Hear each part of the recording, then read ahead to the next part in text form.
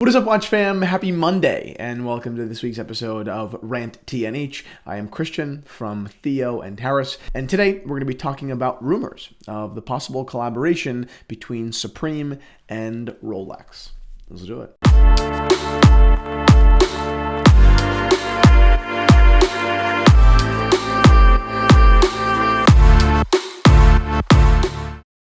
All right, before we jump into Supreme and Rolex, a quick wristwatch check. I am wearing my personal Rolex Datejust reference 1601. I've got it paired on T&H, Jean Rousseau Type 1 strap, and I've got great news. After being sold out for quite a while, and then being restocked and sold out again, we have a new shipment of Jean Rousseau T&H Type 1 straps in the watch shop at theoandharris.com. Actually, in the strap shop at theoandharris.com right now. So hurry on over, pick one up. It's the type of strap that, one, you will never regret buying, and two, will change the way you look at and understand actual leather watch straps. It's kind of remarkable. So that's it. All right, so let's get into the rumors and what I think about them.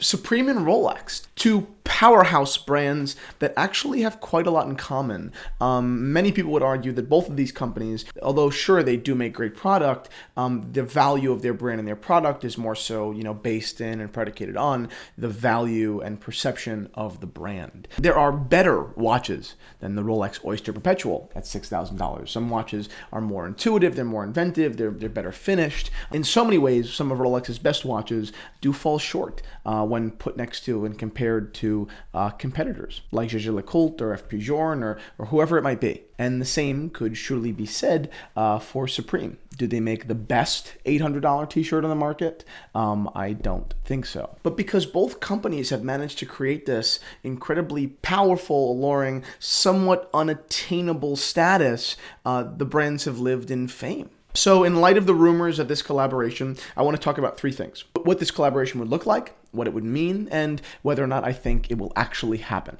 So, what will it look like?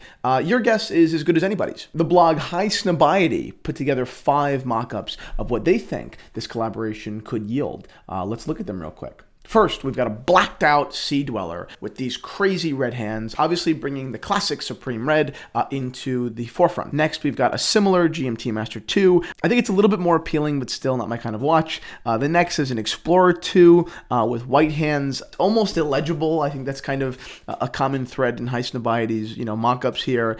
And then another blacked out Rolex, I think a no-date Submariner here, a little bit more legible than the rest, but I'm definitely not crazy about the blacked out bracelets. Probably with some sort of a PVD coating that Rolex does not do on any watches. These watches are interesting. They seem more like something that Supreme would do in collaboration with Bamford Watch Department.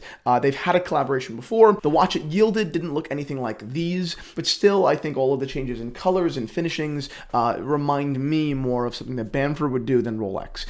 If this collaboration does happen, I highly doubt that it would be in this fashion. Good job to High Snobiety for putting this stuff together, but to be frank, I don't think that this represents a really good understanding of Rolex, and really what is in, the realm of possibility when it comes to that brand. And then you've got this, a pretty badass Date 840 with a red outer track and matching hands with the words, "The world is yours," which I believe is a Tony Montana quote, very suiting for yellow gold Supreme Rolex. Okay, so what does this collaboration mean? There are 2 ways you can look at it. One is much more underwhelming than the other one. First, the underwhelming one is, okay, you got a big streetwear brand and Rolex, the brand that tries to collaborate with only the coolest and best companies, and then Rolex, the company that basically collaborates with nobody. And that is cool. In respect to the streetwear world, I guess it's huge. In respect to Supreme, it would be a major achievement, if they could get, the brand that collaborates with no one to collaborate with them. It'd be very, very cool. But the potential for this collaboration makes me almost a little bit nostalgic. It reminds me of something that's very popular in the vintage world. And that's double-stamped watches. Rolex Serpico e Lino, Rolex Tiffany & Co., things like that. And it seems to be that practice is gone.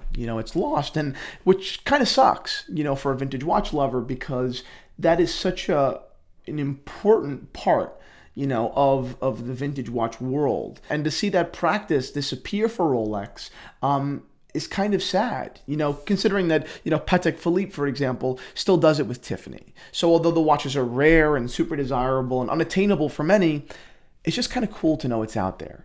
When you're really into watches, when you're in deep, even if you never intend on owning the rarest, whatever it might be in the world, it's just cool to read about it, and to see a photo of it on the wrist in the wild, So for me, for a vintage watch addict, I think it would be really cool for Rolex to do a very limited run with Supreme, only available in boutiques, nothing online, and maybe just, stamped Supreme right above GMT Master or Datejust or Day-Date or whatever it might be. And I completely recognize that wouldn't live up to the hype of so many. I recognize that most people, that are looking for this collaboration would be like, that's a cop-out. They just threw the name on. But what they wouldn't understand is really how true that would be to Rolex, and to the history of the brand. So that's kind of the way that I took it. So finally, do I think that this will happen?